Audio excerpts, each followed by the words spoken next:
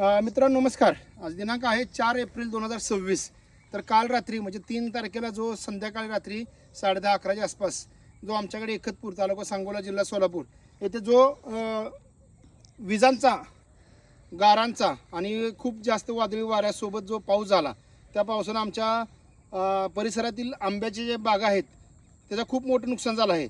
जे मक्याचे प्लॉट होते ते पूर्ण भुईसपाट झाले आहेत किंवा काही डाळिंबाच्या बागा होत्या ह्याच्यातल्या फळावरच्या त्याही सगळ्या कोलमडून पडलेत. तर हे आता वैयक्तिक आमच्या बागेत पण जवळजवळ आपली 6-6.5 एकर आंब्याची बाग आहे.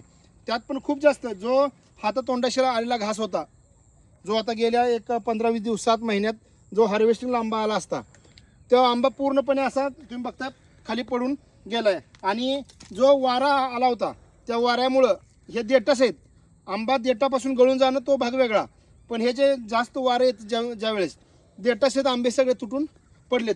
त्यामुळे हे पडलेलं ज्या आंब्याचं आमचं नुकसान झालेलं आहेच, पण त्याचबरोबर जे आता फळं थोडीफार जी शिल्लक झाडावरती राहिलेत त्या झाडावर पण अशा प्रकारे गारपटीमुळं मार बसून ती फळं पण पूर्णपणे खराब झालीत. आता असं पूर्ण जे मग फळं लहान असतील किंवा मोठी असतील त्याला पूर्णपणे अशापणे तर आपण बघू शकता की ह्याला गारपटीचा मार बसून गारांचा मार बसून ही फळं पण आपली इथं खराब झालीत. त्यामुळे आता होणार नुकसान किती आहे तुम्ही जर बघाल, हे असे पूर्ण फळे गारांचा मार बसून आता जी झाडावरती फळे आहेत ती पण फळं अशी खराब झालीत. त्यामुळे आता नुकसान किती होते किंवा ह्या झाडावर आम्हाला काय हार्वेस्टिंगला आंबा सापडतो की नाही, तो खूप मोठा आमच्या समोरचं एक प्रश्नचिन्ह निर्माण झालं आहे. बघा, हे जे असे वरती आंबे राहिलेत जे तुटले नाहीत, पण त्याला गाराचा मार बसल्यामुळे ते आंबेही खराब झालेत.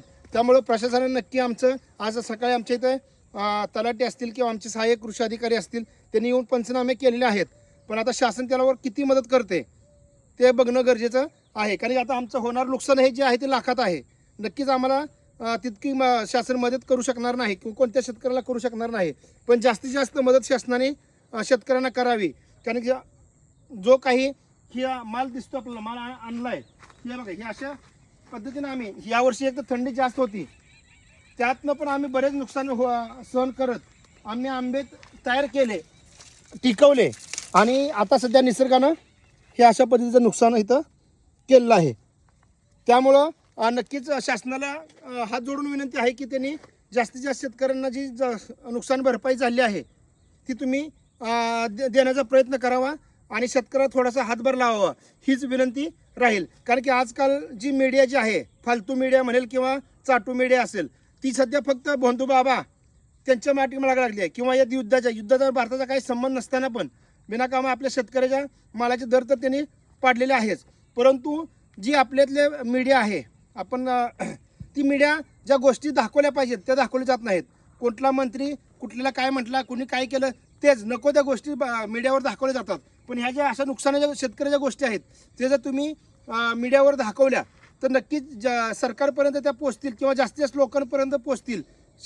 लोकांच्या पण मनात थोडीशी एक सहानुभूती निर्माण होऊ शकते. त्यासाठी मला सर्व मीडियाला पण विनंती आहे की जे आता शेतकऱ्यांसमोर जे प्रश्न पडलेत ते तुम्ही जास्तीत जास्त मांडावेत आणि सरकारने याची जाणीव करून द्यावी आणि सरकारने यावर ठोस असा निर्णय घेऊन